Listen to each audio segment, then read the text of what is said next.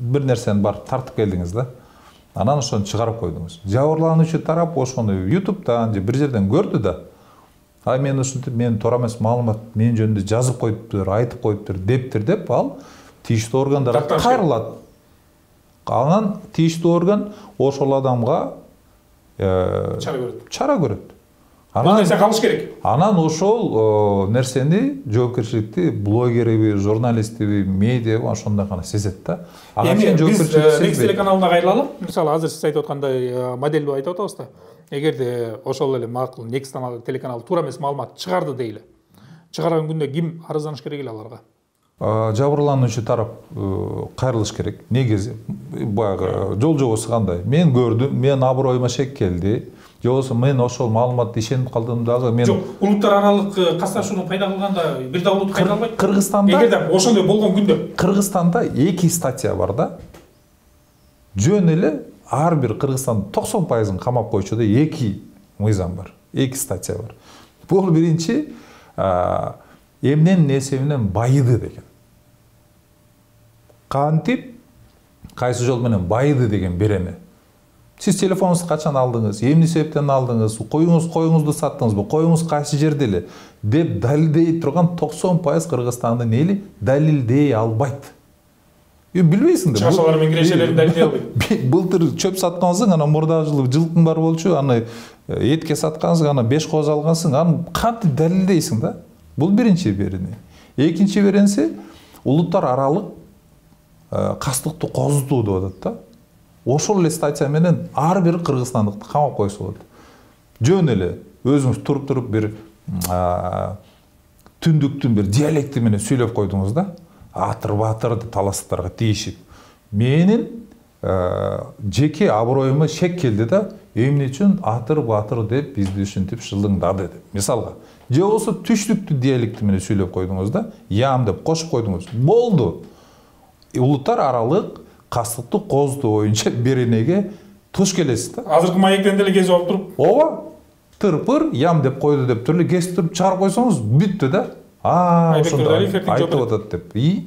Анткени маектин жүргүзүп аткан көп эле жанагы контексттен алып туруп, негизги маанисинен жулуп алып туруп эле анан кийин ошол кыйкыруучу тема кылат дагы анан чыгарып таштайт. Эми кайра эле жанагы Next телеканалына кайрылалы. Ким арызданыш керек эле?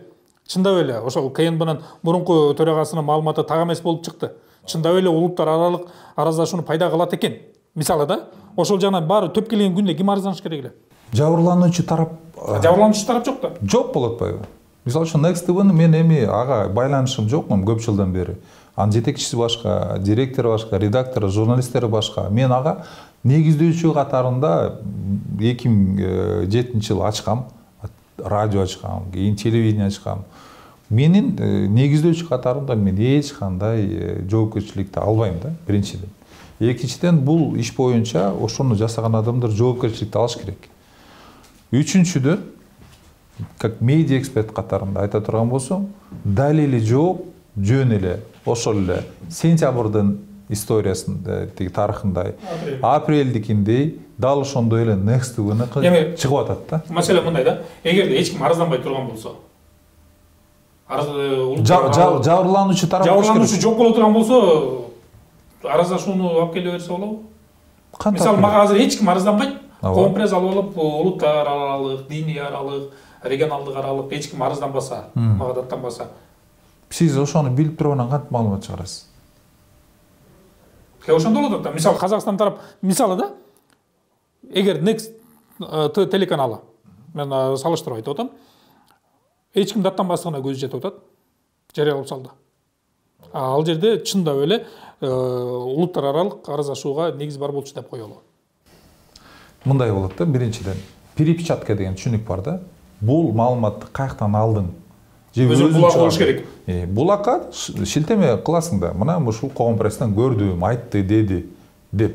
Анан ошону жазып койду. 24 жазды, Кактус жазды, билбейм, Азаттык жазды, же ошол КТРге көрсөтүп койду да. Мына Коом пресс ошондой болду деп туруп. Демек, биринчи булак кайсы жакка келип атат? Коом пресске келип такалап атат да, туурабы?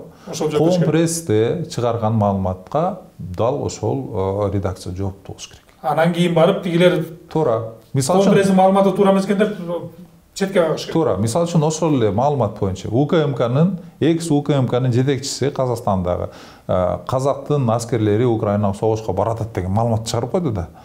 Аны ошол экс УКМКга жетекчисине Казакстандын бийликтери же болбосо күч органдары бир иш козгоп туруп, мына ошондо туура эмес айтып койду деп алар бир статьяны, бир беренени илгенден кийин андан ары баягы цепочка болуп келип тургандан кийин бул телеканалга келиш керек эле да. Телеканал айтыш керек болду, жок бул жалган экен. Көрсөз жалган турбайбы деп анан булар опровержение бериш керек да. Эми бул жагы түшүндүк. Как устукундай эле болуш керек болчу да.